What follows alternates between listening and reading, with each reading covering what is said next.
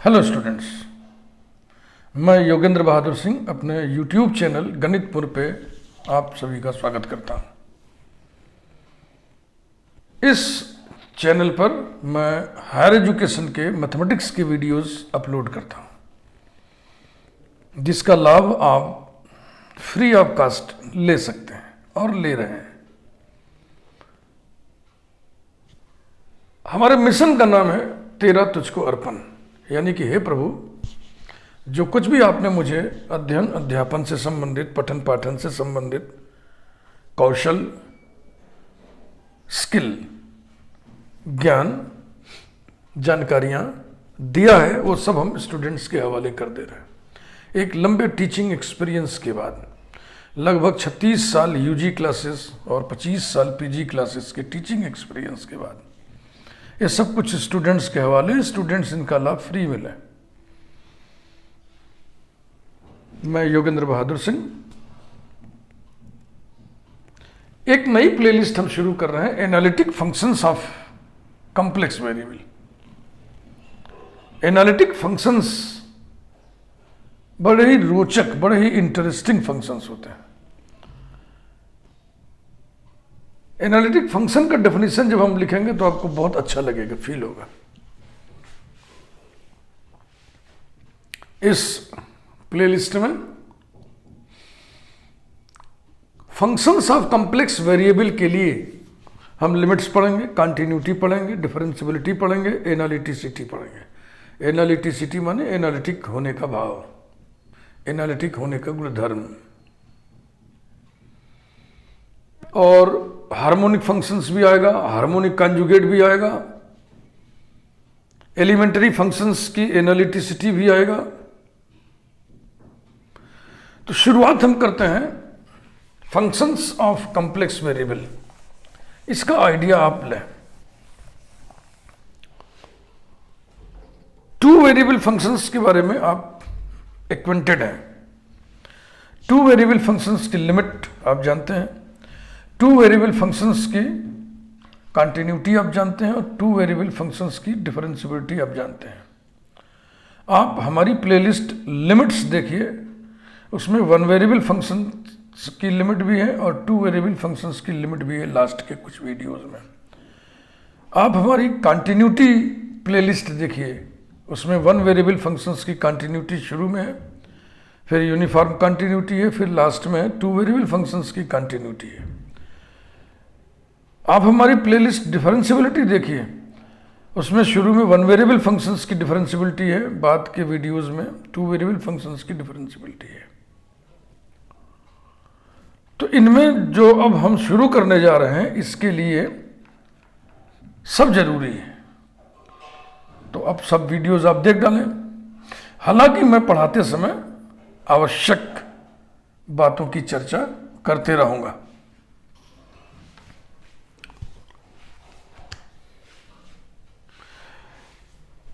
Two variable functions प्रायः हम x और वाई वेरिएबल लेके चलते हैं। एक हम एक्सप्रेशन लिख रहे हैं, x cube plus 3x square Y minus 3x Y square minus y cube. इस एक्सप्रेशन को हम कह सकते हैं कि ये एक्स और वाई का फंक्शन है, तो इसे हम ऐसे लिख दें, function of x and Y equals to F equal to this quantity. समझिएगा, F equal to this quantity, और ये ब्रैकेट में लिखा है ये जताने के लिए, ये इशारा करने के लिए कि f depends on x and y, f is a function of x and y. तो ये टू वेरिएबल फंक्शन है। इसको थोड़ा हम चेंज कर रहे हैं। इसको अगर हम ऐसे लिख दें, x cube plus 3 iota X square Y minus 3x Y square minus I Y cube, तो ये भी टू वेरिएबल फंक्शन है। एक्स और वाई वेरिएबल ही तो इसमें है, लेकिन इसमें जो है imaginary identity, imaginary unit, Euler's unit iota आ गया। आयोटा जो नोटेशन है अंडर रूट -1 के लिए। एक्स और वाई रियल नंबर्स है, इस सभी चर्चा में एक्स और वाई रियल नंबर रहेंगे। इस सिचुएशन में हम ये कहेंगे f is a real function of x and y। लेकिन इस सिचुएशन में हम ये नहीं कह सकते। f x और y का फंक्शन तो है लेकिन रियल नहीं है, क्योंकि f की जो वैल्यू है वो कॉम्प्लेक्स है। f की जो वैल्यू है वो कॉम्प्लेक्स है, ठीक है ना। इसी को थोड़ा सा हम और सेट कर दें कुछ ऐसे, X cube plus 3i plus 3x square into आई वाई प्लस 3x इंटू आई वाई होल स्क्वायर प्लस आई वाई होल क्यूब। जरा से देखिए, 3x स्क्वायर आई वाई ये आ गया, ये आई स्क्वायर से निगेटिव हो जाएगा और आई क्यूब माइनस आई होता है, ये आ गया। फिर इस पर अगर हम ध्यान से देखें, गौर करें, तो ये x plus iota y whole cube है ना। और x प्लस आई वाई को हम अगर z से डिनोट कर दें तो ये हो गया z क्यूब। तो जो हम कह रहे थे कि ये x और y का इमेजिनरी फंक्शन है, कॉम्प्लेक्स फंक्शन है, अब हम इस स्थिति में कह सकते हैं कि it is a function of complex variable z, और इसको हम लिखेंगे f of z, f of z। ये फंक्शन ऑफ कॉम्प्लेक्स वेरिएबल का ओरिजिनेशन यही से ही है। चूंकि ये एक्सप्रेशन z से बना है ना, तो ये z का फंक्शन हो गया, उसको हमने f ऑफ z लिख दिया। जहां पर z क्या चीज है, z x प्लस आई वाई है, इसको हम कहेंगे कॉम्प्लेक्स वेरिएबल है, z इज कॉम्प्लेक्स वेरिएबल। तो function of complex variable clear हुआ ना, बहुत टेंशन नहीं पा लीजिएगा, बहुत सिंपल सी बात है। अब ये जो फंक्शन ऑफ कॉम्प्लेक्स वेरिएबल है, इसका जो मान आएगा वो भी तो कॉम्प्लेक्स आएगा, कॉम्प्लेक्स एंटिटी आएगी। जैसे कि यही था f of z equal to z cube equal to x plus I Y whole cube equal to x cube plus 3x into 3x square into I Y plus 3x into I Y whole square plus I Y whole cube equals to x cube plus 3x square i square minus हो जाएगा तो minus 3x Y square i cube minus i cube बराबर होगा i square into I square minus 1 होता है तो हो जाएगा माइनस आई, तो ये हो गया माइनस आई वाई क्यूब। इसको दो हिस्सों में हम ब्रेक करके ऐसे लिख दें, x cube minus 3x Y square plus iota 3x square Y minus y cube. तो जाहिर सी बात है, अगर ये कॉम्प्लेक्स फंक्शन है तो इसका मान इस तरीके से हम सजा सकते हैं। इसे हम कहेंगे real part of this function, और इतने हिस्से को हम कहेंगे, आई को नहीं, इतने हिस्से को imaginary part of this function, और इसको हम डिनोट करते हैं u और v से, u plus i v, where u is a function of x and y, है ना। देखो u का मान यही है, and v is also a function of x and y are the real and imaginary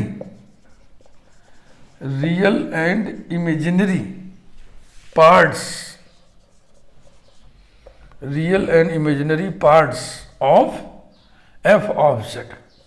और f ऑफ z को भी अब हम स्मॉल w से लिखेंगे, ऐसे जैसे y equal to f of x लिख देते थे, वैसे हम लिखेंगे w बराबर f ऑफ z,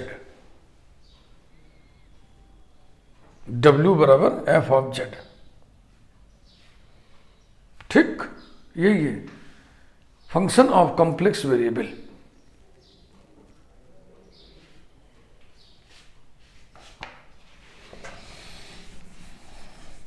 अब कॉम्प्लेक्स वेरिएबल का फंक्शन आ गया तो फिर लिमिट इस फंक्शन की लिमिट, इस फंक्शन की कंटिन्यूटी, इस फंक्शन की डिफरेंशियबिलिटी पहले हम पढ़ेंगे और फिर तब हम चलेंगे एनालिटिसिटी पर। Limit of a function,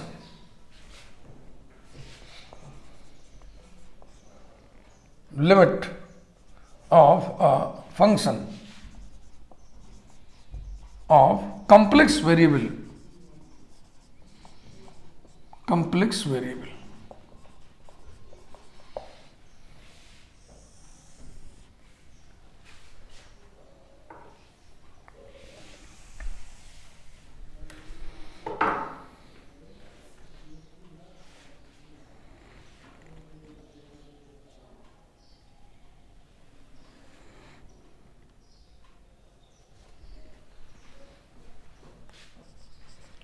limit z tends to z naught, f of z equals to L if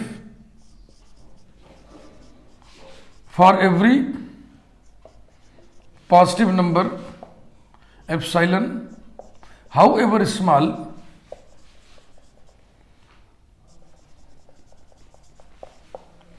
there exists another positive number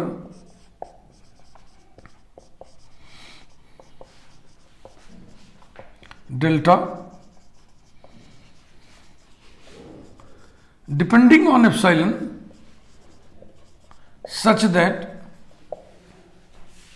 mod f of z minus L is less than epsilon whenever mod z minus z naught is less than delta.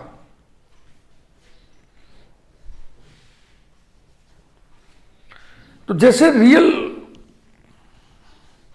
Functions of real variable में हम लोग definition लिखते थे, वैसे ही definition यहां पे हम लिखे हैं।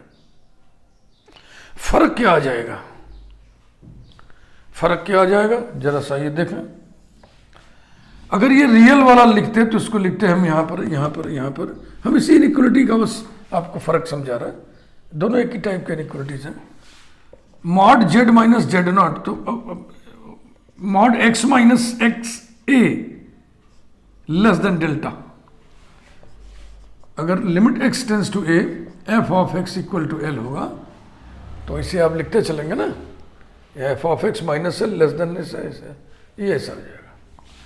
और इसका मतलब आप जानते हैं पहले से, इसका मतलब होता है A minus delta less than X less than A plus delta.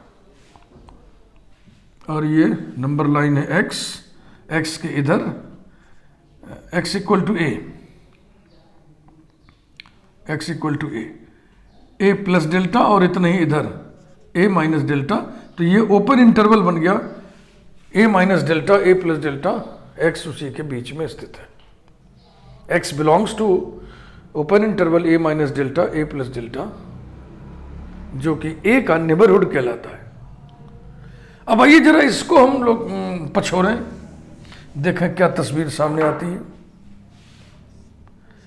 Mod z minus z not less than delta implies that mod z minus z naught whole square less than delta square, implies that z की जगह हमने रख दिया x plus I y minus z not को लिख दिया x not plus I y not whole square less than delta square, implies that mod x minus x not plus iota y minus y not whole square less than delta square. किसी भी complex number का mod क्या होता है? Under root. तो under root हम नहीं लगाएंगे क्योंकि यहाँ स्क्वायर लगा है, तो रियल पार्ट का स्क्वायर प्लस इमेजिनरी पार्ट का square, x minus x not whole square plus y minus y not whole square less than delta square. यही है, सोचें विचारें। X minus x not whole square plus y minus y not whole square equals to delta square अगर लिखा हो तो ये क्या चीज है? ये ज्योमेट्रिकली किसको रिप्रेजेंट कर रहा है? सर्किल को। Circle with centre x not y not and radius delta,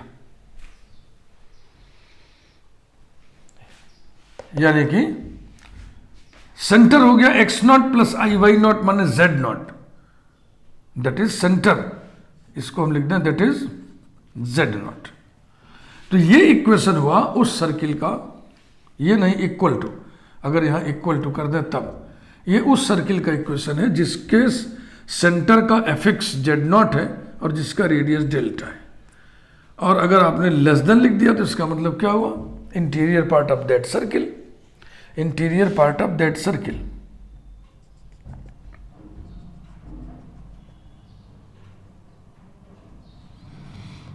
z not centre है, z नॉट सेंटर है, रेडियस कितना है डेल्टा। तो ये क्या चीज दिखा रहा है, इस बाउंड्री पॉइंट को छोड़ करके अंदर के सारे पॉइंट, ये अंदर का सारा इलाका, तो ये हो गया डिस्क। चूंकि बाउंड्री इंक्लूड नहीं है इसलिए इसको ओपन डिस्क कहते हैं इसको, और अगर बाउंड्री पॉइंट्स को हम इंक्लूड कर दें तो क्लोज्ड डिस्क हो जाएगा, ये डिस्क है। Mod x minus x not less than delta, ठीक है ना। तो इसमें आता था x belongs to open interval x not minus delta, x not plus delta, इसको हम क्या कहते थे, x नॉट का neighbourhood, neighbourhood of x not. इसी तर्ज पर इसको हम कहेंगे z नॉट का neighbourhood, this is neighbourhood of z not. कौन, यही open disc, this open disc is neighbourhood of z not. तो कॉम्प्लेक्स वेरिएबल के फंक्शन की दुनिया में नेबरहुड का ये कॉन्सेप्ट है। रियल वाले में नेबरहुड ओपन इंटरवल होता है, कॉम्प्लेक्स में नेबरहुड ओपन डिस्क होता है। तो ये क्लियर हुआ इतना बात।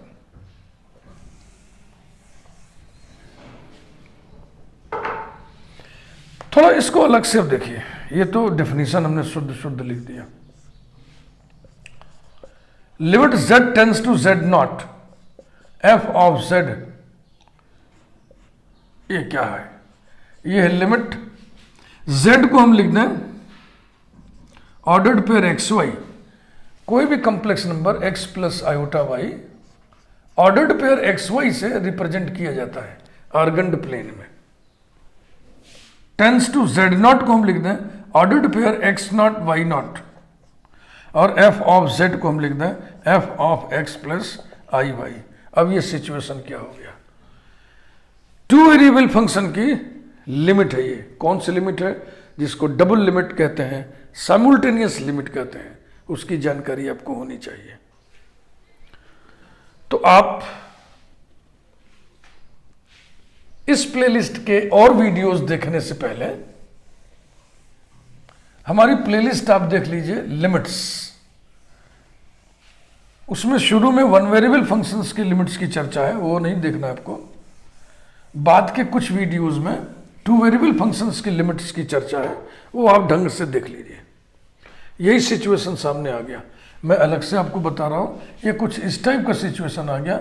Limit ordered pair x y tends to ordered pair a b f of x y, ऐसे ही तो है, और इसी को तो डबल लिमिट कहते हैं, यही तो साइमल्टेनियस लिमिट है। और अब उस लिमिट की बड़ी विधिवत जानकारी आपको होनी चाहिए, क्योंकि वही आपको यहां करना है। तो अगर आपको ध्यान हो तो इस लिमिट को कैलकुलेट करने के लिए एक रास्ता तो होता है डेफिनेशन, एप्सिलॉन डेल्टा डेफिनेशन का रास्ता। दूसरा रास्ता होता है इसको पोलर में बदल के कैलकुलेट करने के लिए, लिमिट एग्जिस्ट कर रही है ये दिखाने के लिए। लिमिट एग्जिस्ट नहीं कर रही है इसके लिए हम क्या करते थे, डिफरेंट पाथ्स पर लिमिट की वैल्यू डिफरेंट आ रही है ऐसा दिखा देते हैं। मतलब उसका ये हो जाता था कि limit depends on the path chosen, और हम डिक्लेयर कर देते थे कि दस the limit does not exist. तो सारा कंसेप्ट यहां भी होना चाहिए, ये सारा कंसेप्ट यहां भी होना चाहिए, समझ रहे ना आप। वन वेरिएबल फंक्शन में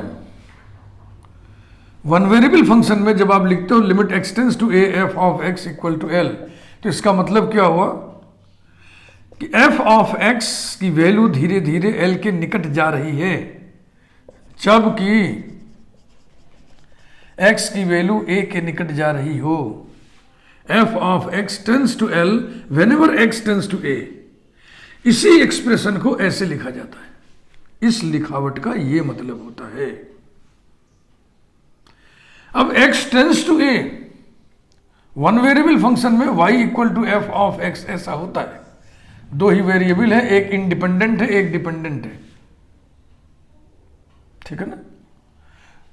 x का मूवमेंट देखना है आपको, तो x का मूवमेंट कहां देखेंगे आप? x एक्सिस पर।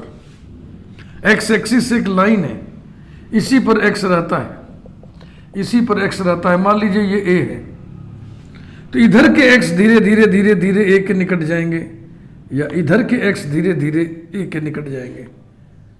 दो ही संभावनाएं हैं। When x approaches to a from left, तो जो लिमिट आती है उसको लेफ्ट हैंड लिमिट कहते हैं। When x approaches to a from right, इधर वाले x, तो लिमिट जो आती है उसको कहते हैं राइट हैंड लिमिट। तो x को मूव करने के लिए आपके पास जो ट्रैक है वो स्ट्रेट लाइन का ट्रैक है। वहां दो ही संभावनाएं बनती हैं, approaches to a from left, approaches to a from right. इसलिए वहां लिमिट के दो प्रकार की संभावनाएं बनती हैं, लेफ्ट हैंड लिमिट और राइट हैंड लिमिट। फिर बात ये उठती है कि left hand limit right hand limit दोनों एग्जिस्ट करें और दोनों की समान वैल्यू आए, तो जो इक्वल वैल्यू आएगी, कॉमन वैल्यू आएगी, वही लिमिट होगी। क्लियर? अब जरा आइए इस पर विचार करें हम लोग। Limit x y tends to a b, f of x y two variable function है। वन वेरिएबल फंक्शन में पॉइंट माने डोमेन के एलिमेंट माने एक्स के मान वो स्ट्रेट लाइन पे प्लॉट लोकेट किया जाता है। यहां पॉइंट का मतलब है ऑर्डर्ड पेयर एक्स वाई, ये सब पॉइंट है। Ordered pair x1 y1, ordered pair x2 y2, ordered pair x3 y3, असंख्य पॉइंट्स। और ये पॉइंट कहां लोकेट किया जाता है? प्लेन में। जैसे कि f is a function of x and y, तो अब एक्स वाई का जोड़ा बनेगा ना, एक्स वाई का जोड़ा बनेगा। इसको प्लॉट कहां करोगे? प्लेन में। यहां स्थिति क्या थी? f is a function of x single variable है, ये कहां लोकेट होगा? लाइन पर। ध्यान दीजिएगा, तो ये जो ऑर्डर्ड पेयर्स हैं ये कहां लोकेट होंगे? प्लेन पर। तो हमने प्लेन बना दिया, इसमें सारे पॉइंट्स लोकेट कर दिया, सारे पॉइंट्स।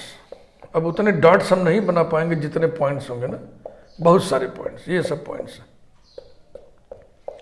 ये पॉइंट्स हैं। और पॉइंट्स को जिस फिक्स्ड पॉइंट पे अप्रोच करना है, मान लो ये ऑर्डर्ड पेयर ए बी। अब वहां से यहां तुलना करके पढ़िएगा, बात समझ में आएगी। वहां पॉइंट्स को जिसको अप्रोच करना था हमने लिख दिया ए, और ये एक्स का मूवमेंट किस पर होना था? लाइन पर।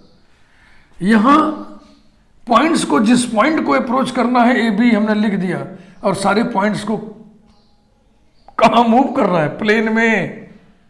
तो भैया स्ट्रेट लाइन मोशन सीधा सीधा होगा। अब प्लेन में क्या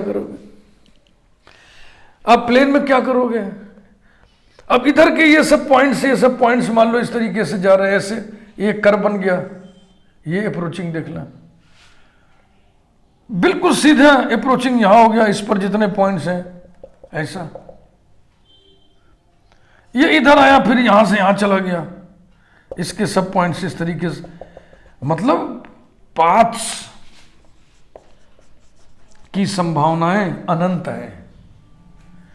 points approaches to a b, इसके लिए पाथ होगा ना। जैसे यहां पाथ था, स्ट्रेट लाइन पाथ इधर वाला, स्ट्रेट लाइन पाथ इधर वाला। तो यहां जब जो पाथ है वो कर्विलीनियर पाथ है, सब कर्व्स हैं। और वो पाथ दो नहीं है, वहां सिर्फ दो था, इधर से उधर से, यहां असंख्य हैं। तो अगर इसमें left hand limit right hand limit में से कोई भी एक एग्जिस्ट ना करे तो हम कहते थे लिमिट एग्जिस्ट नहीं करती है। वही कंसेप्ट यहां पर भी है।